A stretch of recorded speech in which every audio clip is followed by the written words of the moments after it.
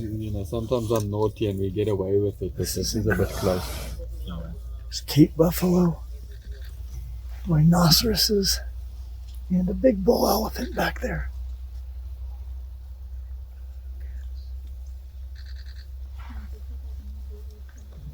This is not something you see very often. This is 3 of the most dangerous animals to hunt in all of Africa.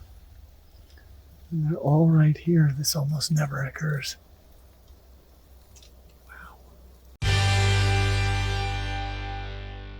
Well, hi there.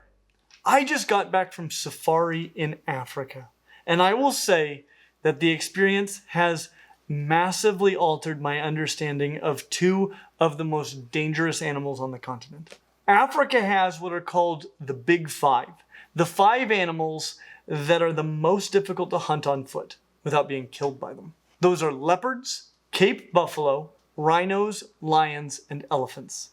It might seem odd that the most dangerous mammal in Africa is not on that list, the hippopotamus.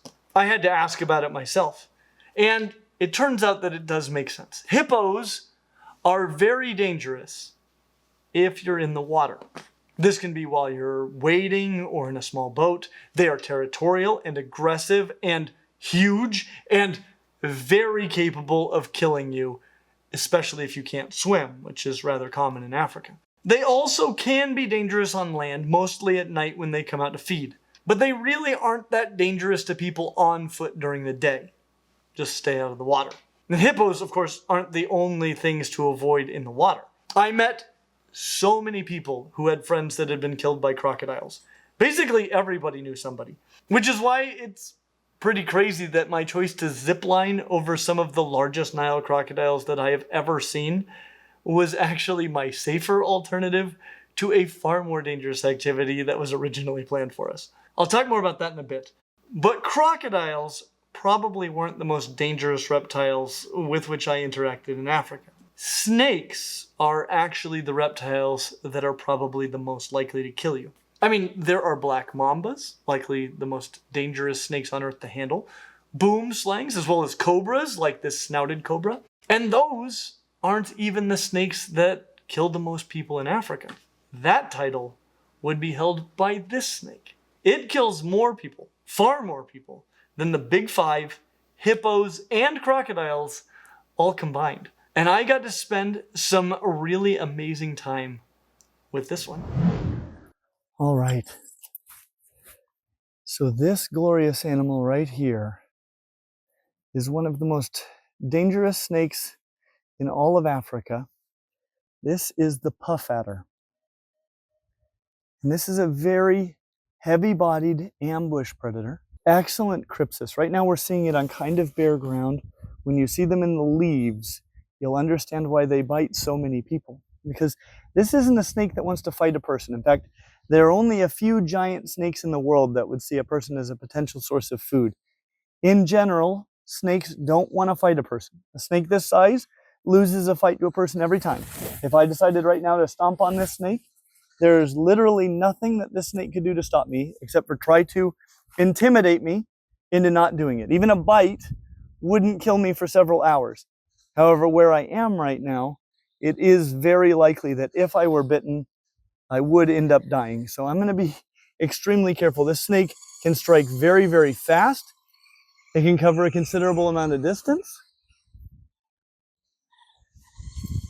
And so you need to be very, very careful with them. And they can strike from about any angle because as an ambush predator, there's no guarantee that a potential meal is going to come from directly in front of them. So they can wheel around and grab things very, very quickly.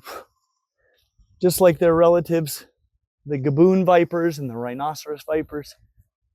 These guys have really long fangs and a very, very potent venom. You do not want any of this. Now, this kind of motion that it's doing right now is called rectilinear motion.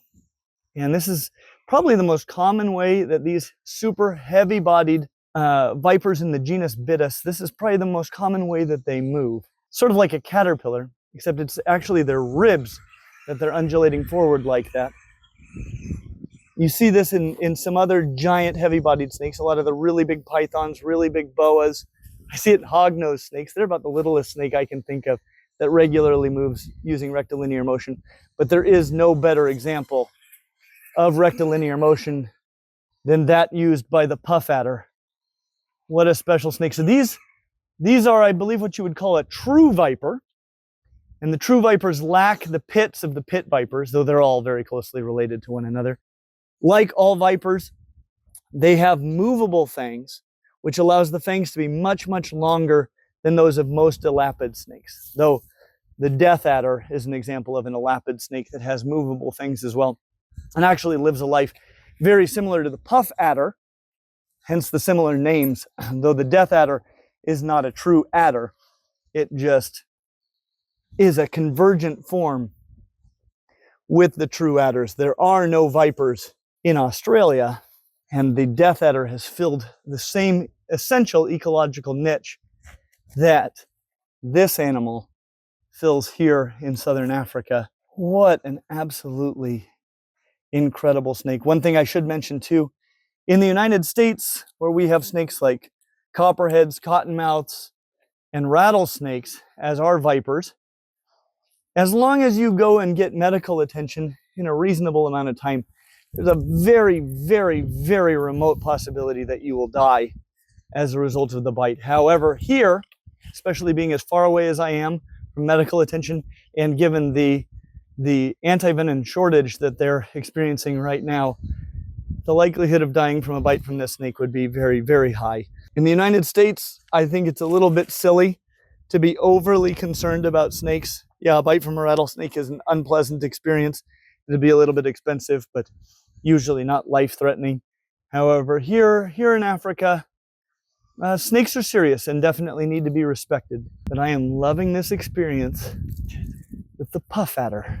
Now, I should mention that a certain South African from Bushveld Reptiles has sent me this box. And in it, well, he actually has only given me some clues as to what's in here.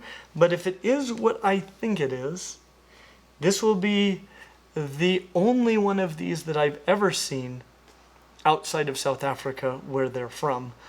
And so I'll open that at the end of the video. But right now, I want to talk about safari. And we saw some other really cool reptiles while we were on safari. And that usually would be the highlight of my day, but not this time, because I had several experiences that I couldn't believe that you can have and survive.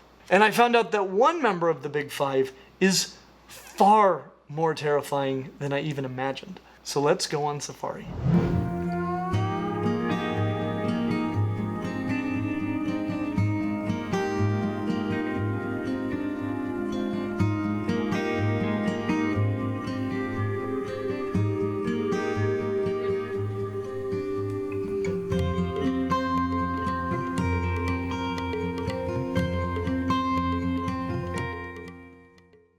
So these amazing people are honestly two of the coolest people that I have ever met. Justin and Saber of NDZUTI Bush Camp. You may recognize Justin from our video on boomslangs. He is honestly probably the coolest person I have ever met. And his knowledge of African wildlife is truly exceptional. Plus he's a huge reptile fan, so you know he's amazing. But he frequently works as a guide for multi-day on-foot safaris, which is a concept that terrifies me. It was scary enough from the vehicle. I will mention that for some reason, the animals are generally pretty relaxed around vehicles, as long as everybody stays seated. But it was mentioned to us that if anybody stands up, there is a decent chance that we will all be killed. I'm not sure I've ever been so committed to staying in my seat, especially given that this vehicle was going to provide no real protection. We weren't inside of a Toyota Land Cruiser so much as on top of one. And most of these animals could either join us on top or flip the entire vehicle anytime they want to. So our survival was totally in the hands of Justin and Saber. Especially Justin, as Saber is probably in the most vulnerable spot of all. And no, she's not bait. She's looking for tracks. So that's a good place to be. but it's not a location for the faint-hearted. And I can't imagine two people I would rather entrust my life to in the African bush than these two. They were amazing. Now, I will mention that I have been charged by a rhinoceros before, while on safari at Disney's Animal Kingdom, where I used to work. And one of my first observations upon going on safari is how spot-on accurate that safari is. The feel is identical. Of course, those are real trucks and real animals, so it makes some sense. But on that safari, the lions are fairly far away and are actually on the other side of a moat from the vehicles. But not here. Here, there is nothing to stop a lion from hopping in for a ride and a snack, or joining us in the shower. I will say, I have showered next to Brazilian wandering spiders while watching out for fertilances on my way to and from in the Amazon, but showering with no barriers between you and a pride of lions that you know is not far away at all is the scariest shower I've ever taken. So I was shocked when we were able to get this close to them. These are wild lions, and we were right there among them, just watching. I had no idea that you could get this close to lions in the wild without dying. Of course, this was during the day. During the day, it is possible to chase lions off on foot, but at night, they're a whole other animal. So while this was amazing, it was what happened when we encountered them at night that will always be with me. But the lions were not the only animals that we found. Not at all. In fact, animals were everywhere.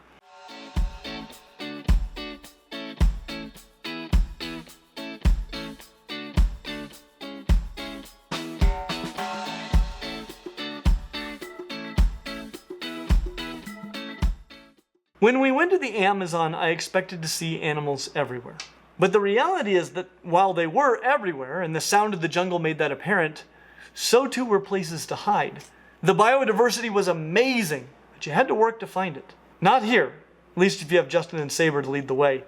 Animals were everywhere. This is an amazing moment where we were surrounded by 3 of the big 5 all at once. Cape buffalo, white rhinoceros, and African bush elephants. Of the 3, Cape buffalo are probably the one that seems the least dangerous. I mean, it looks basically like a big cow, and it basically is, but a really big cow. They stand as tall as a human at the shoulder and can weigh almost a ton, and they live in a very dangerous place. So they are defensive and easily spooked. They have earned nicknames like the Black Death and Widowmaker. Some reports claim that they killed the most people of any of the big 5, killing humans in almost half of all attacks. You're better off to be attacked by a lion or a leopard than a Cape buffalo. And you're much more likely to be attacked by a Cape buffalo than a lion or a leopard. On foot, that might be the most dangerous animal out here.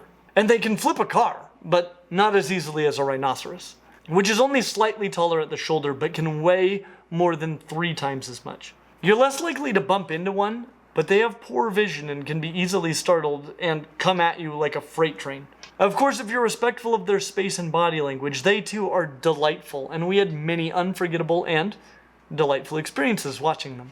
Of the 3, the one that I was personally concerned about were the elephants. They may be the most dangerous of the 3. They would certainly pose the most danger to us in the vehicle. But it is the way that they kill people that shocked me the most. I'll get to that in a minute, because I want to take just a minute to enjoy them. I want to say a special thanks to our patrons on Patreon who made this whole trip possible. You guys do so much to allow us to create content like this, and we have a lot of cool features for you guys, but it's never enough to say thank you for all that you do for us. If you'd like to support us making more content like this or see some of those cool features, please consider checking it out. Elephants are dangerous animals, absolutely, but they're also some of the most majestic, intelligent, and fascinating animals on the planet. The danger comes from not understanding them. You don't have to interact with Cape buffalo, rhinos, or elephants. At least generally you don't. But if you choose to do so, you need to be with someone who knows what you can and cannot do around them, who can recognize signs of discomfort, signs that you're too close, and who has the wisdom to respond appropriately to them. But I will admit that I was shocked about what happens when you do make a mistake with one. However, first I want to talk about lions at night. Because lions are not the same animals at night that they are during the day. So when the sun went down, Africa takes on a whole other feeling. Animals like elephants can disappear amazingly fast during the day. But at night, it's hard to see anything. And yet most of these animals can see you just fine. And you never know when you might be driving and come upon a lion just sitting in the middle of the road like a clever girl. And if you wait for her to get up, she might just take you to the whole pride, if that's the kind of place you think you'd want to be. Because it isn't the kind of place I thought I would ever be, especially in the middle of the night. But the experience was one I will never forget. We could see that there were other lions in the trail up ahead, but as we followed her, a bunch more lions approached, not from the front, but from the side. And one of the things that I learned about lions is how transient the pride is. At any given time, the pride will be spread out in small groups all over the place. Some might be hunting, others just hanging out. But when they reunite, they are always very excited to see one another. It's really amazing to see how they greet one another and interact upon reuniting. And all the while, Justin was teaching us so many awesome facts, like how the dark on the ears and tail help especially young lions keep track of the others as they walk through the grass. From the front, they're nearly invisible, but from behind, those spots make them just visible enough. And listen to what he had to say about their vocalizations upon their reunion. If you hear these soft vocalizations, they are what we call contact calls. So these lions are the only cats in the world that live in a pride or a group like this. And look at the intimacy they share and the bonds they share with each other. They absolutely love being together. So those little, it's all just greeting and caressing and showing, hey, you're still my dominant female. Then this one says, look, you've come too close, move away from me, I'm tired of you, I'm irritable. And this is how they strengthen their bonds, because this is a very unique thing for the cat world. So they're continuously reiterating that, hey, we're on the same team, everything's cool. And then we drove right into the middle of them. You can see how close they were. There was absolutely nothing between us and them. If they'd wanted to kill us, there would have been nothing that any of us could have done to stop them. Nothing. If you stand, they'll likely kill you. If you jump off of the vehicle, it is almost a certainty that they will kill you. But if you just stay calm and seated, you can have an experience with lions that I did not know that you could have and live. But just look at all the grooming and contact that they have with one another to reinforce their bonds. They are such affectionate cats, and I can hardly believe that I got to have this experience with them. I went to Africa to dive with one of my favorite animals, great white sharks. That experience was everything I hoped it would be and more. But when it comes to the highlight of this trip for me, it was the lions. And this wasn't even the craziest experience that I had with lions on this trip. That came the next night. But let me tell you what I learned about elephants, because that was one of the two most shocking things that I learned in Africa. I knew that elephants were dangerous animals. I mean, they are the largest extant land animals on Earth. The tallest one on record was almost 4 meters at the shoulder. That's 13 feet, and weighed well over 10 tons. So they're huge. They could kill you just by stepping on you. Plus they have huge tusks that I've seen them use to kill rhinos, and muscular, highly dexterous trunks that could no doubt snap your spine with a well-placed smack. They can disappear amazingly easily during the day. At night they'd be invisible. And being herbivores with simple single-chamber stomachs, they have to eat all the time, around the clock. They have to eat about 150 kilos of food every day just to survive. They're inefficient feeders, so they compensate by simply eating an incredible quantity of food. They're what you call a bulk feeder. So you can run into an awake elephant day or night. And during part of the year, the males go into a reproductive frenzy called must, where they're irritable, loaded with testosterone, and violent. And females frequently are protecting calves. So does it surprise me that they kill a lot of people? No. They likely kill the most people of any of the big five. But it was how they kill people that shocked me. I mean, suppose you were riding your bike around a blind corner and you bumped into an elephant. Or an elephant was out by your work and you decided to walk out and bang a spoon on a pan to drive it away. What do you think would happen next? Well, I got to spend a considerable amount of time with a first responder to elephant-related incidents, including those two. He only told me about things he had observed directly or had seen photos from other first responders he worked with. Every story involved decapitation and further dismemberment. Because apparently, popping off the noggin just doesn't send the message home enough. They will stand on top of people and pull them apart. So I learned that you can get much closer to lions than I ever dreamed possible without dying. and that elephants are much scarier than I even imagined. But they're also majestic and special, intelligent, thoughtful, but I wouldn't want to bump into one in a dark alley. And speaking of the darkness, I haven't gotten to my craziest experience with lions. But the next night, we wound up again in the midst of the pride. And this time, some older males were present. In particular, this one. Now, I can't tell you how dark it was, but I think you can see. There was no moon out. I had decent filming lights, but you can see how dark it gets when they take the spotlight off of him. And all that is illuminating him are my lights. And without my lights, well, he's invisible. To me.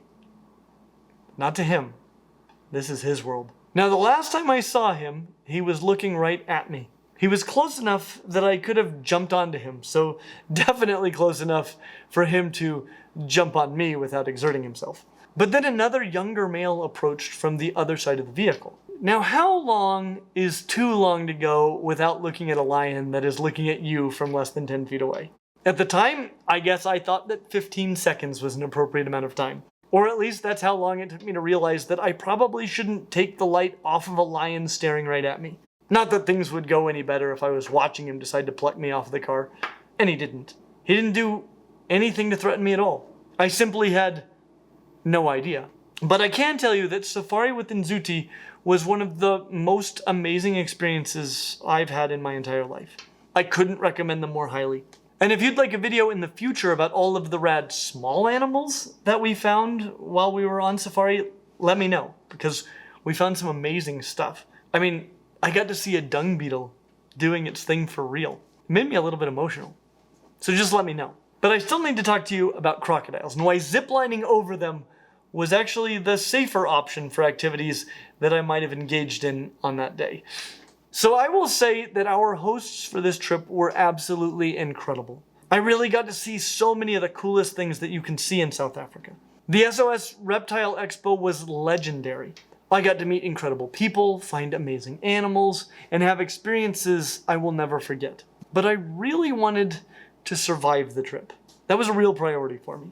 And as much as I was in close proximity to some of the most dangerous animals in Africa, I mean, we had hyenas all around our tents at night.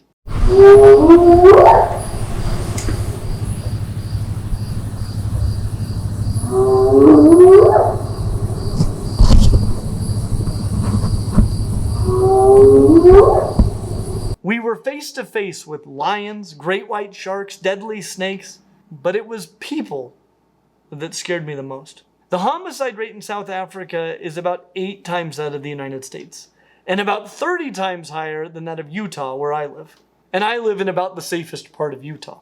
So South Africa as a whole is way more dangerous than where I live. But not all places in South Africa are equally dangerous. Some places are much more dangerous than others. And not all times are equally dangerous. Some times are much more dangerous than others. Well, I got wind that we were scheduled to go to the most dangerous place in South Africa on the most dangerous day in South Africa. And that was a little bit concerning. But the more concerning yet was the way all of the South Africans would react when we told them what we were going to be doing. It was always the same bug-eyed stare followed by a head cock, a primate fear grimace, and the words, "Okay," spoken as a question with hints of surprise and trepidation. Not really the reaction that you want to see from the locals literally 100% of the time when discussing your plans for the next day. I feel like I would have received the same response if I'd told them that I was planning to jump on a wild lion or try to chase off an elephant with a pan and spoon. And you can only see that so many times before you start to think, maybe this isn't a good idea. So I started inquiring about other options, and that is when I found out that ziplining over a pit of giant crocodiles was a possibility. And I will tell you, looking back on the footage, I did not even want to imagine what the next 30 seconds of my life would have been like if things would have gone badly. But if you're gonna do something dangerous, it seems that it should at least involve crocodiles. So let's go ziplining. Alright. Okay, come stand on the edge. You sit down. Okay. Okay, bye. So these are the little crocs. Woohoo! Goodbye, crocs.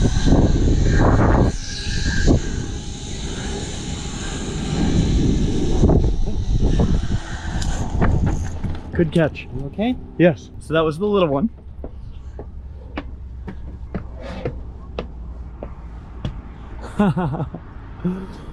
And this is the big one. Yeah. Ready to just go? Yeah. Woo!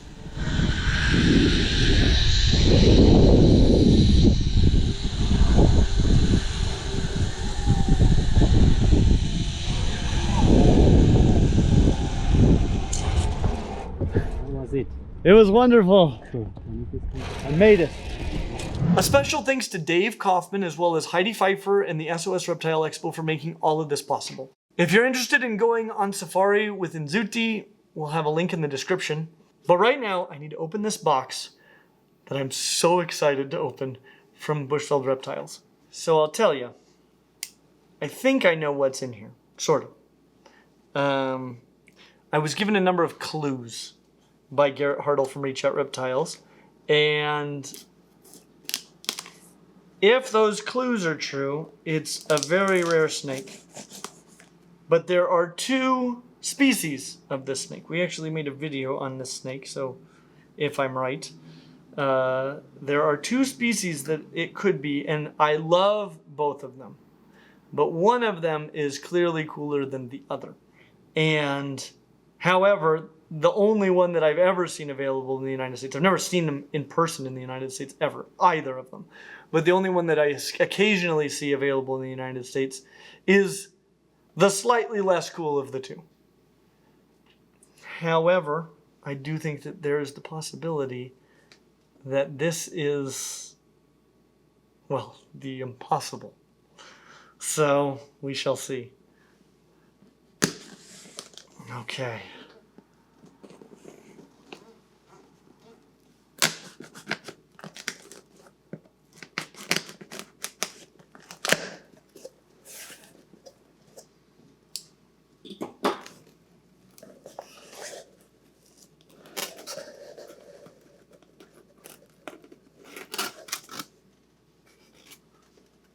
Okay, there's a letter. Today is a good day to have a good day.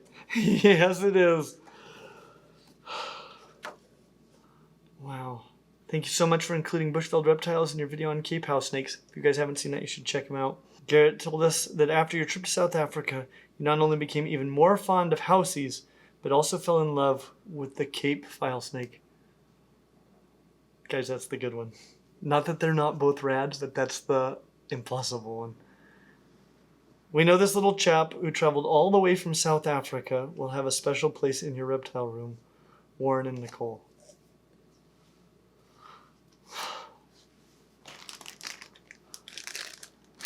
Flashlight.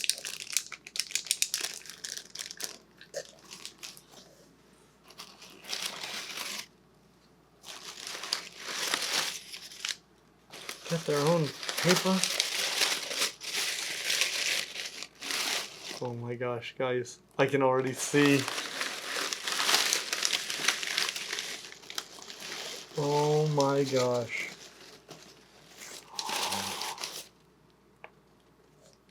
It's that dorsal stripe that I saw. Guys, this is the Cape file snake. This is the only one I've ever even known to exist in the United States. There may be others. Oh my goodness. I am Bushveld. I don't know what to say.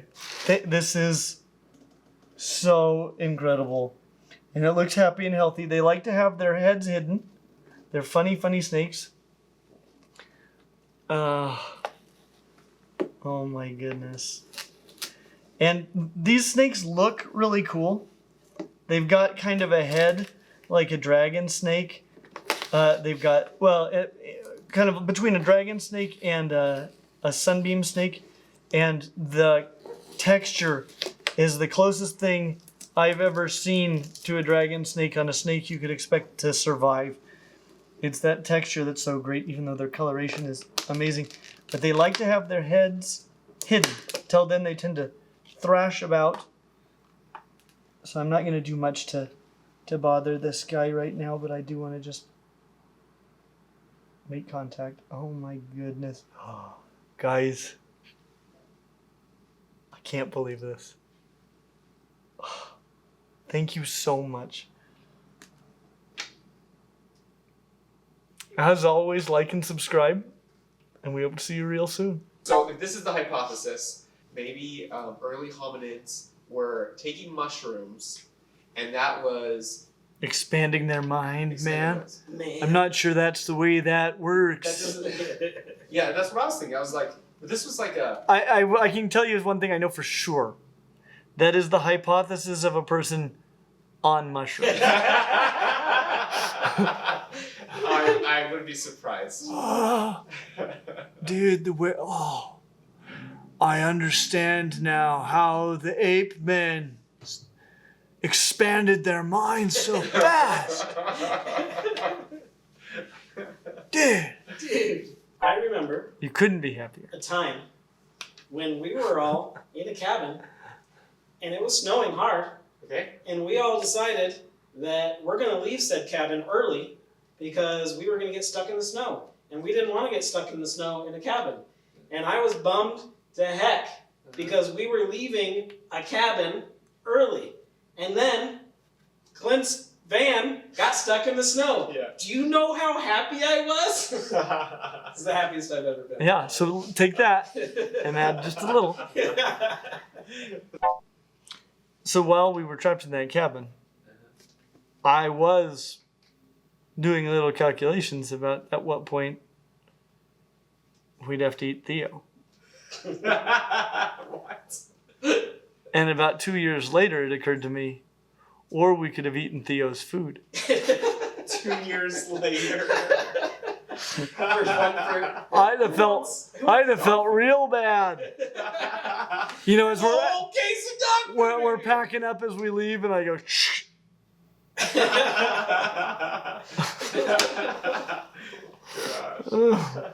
Right after Theo was your kids, I assume. Yeah. Not my kid. Yeah, it gets bloody at that point. Oh, Brutal. Goodness. dear. Alright, should we film? Shall Yeah. we? Now that we've discussed eugenics, cannibalism, dog eating, this is not a good Patreon exercise.